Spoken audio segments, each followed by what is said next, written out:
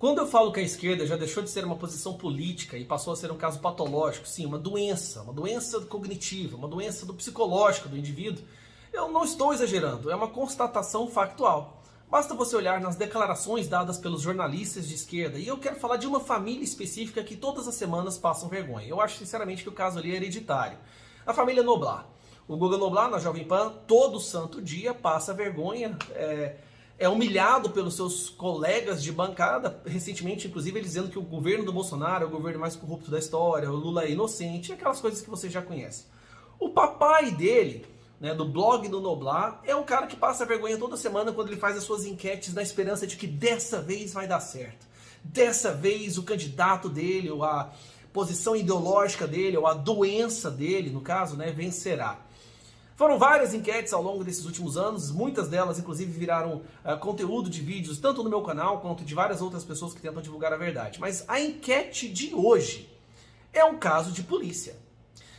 O blog do Noblar, papai do Guga Noblar, faz a seguinte pergunta: você acha que outro país deveria invadir o Brasil para tirar Bolsonaro do poder?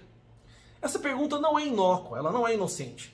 Essa pergunta mostra a intenção do jornalista. Sim, a intenção dele é justamente colocar em pauta a discussão de que o Brasil deveria ser invadido por forças militares de outros países para derrubar um presidente democraticamente eleito.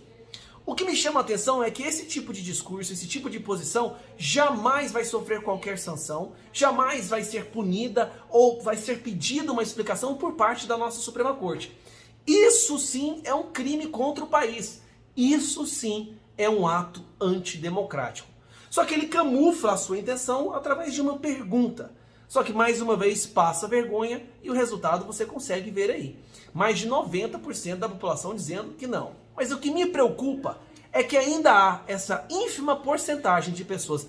Estas aí estão no ponto mais crítico de uma doença. Aquele ponto irreversível. O caso é terminal.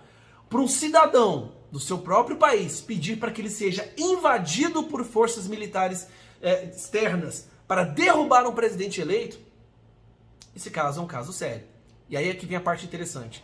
É essa pequena porcentagem que é a que fala em democracia, que é a que vai nas ruas em defesa da democracia, que acha que as prisões de pessoas inocentes, jornalistas, desmonetização de canais, derrubada de sites de informação independente é democrático. São essas pessoas que apoiam Cuba, Venezuela, Coreia do Norte, China. Estas pessoas são as que a Suprema Corte Brasileira considera como sendo os bastiões da liberdade e da democracia. Tá tudo muito invertido e muito preocupante. Mas essa enquete é um diagnóstico, é um raio-x da mente de um esquerdista. Nunca foi tão fácil saber qual lado é o certo. Curta, se inscreva, compartilhe, a gente se vê no próximo vídeo.